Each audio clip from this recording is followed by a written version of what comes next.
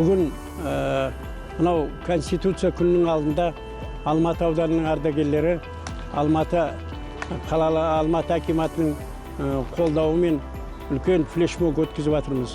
Онда 150-дей ветерандар өздері еркімен қосылып, осындай флешмобтың өткізу себебіміз мынау жаңа Қазақстан президентіміздің идеясын, жалпы сол кісінің істеп жатқан жұмыстарын қолдау ретінде, бүкіл қазақстандарға үндеу ретінде және мынау жастарға көрсетіп жатқан патриоттық сезім, елін, жерін сүю ниетімен осындай үлкен шара өткізіп жатырмыз.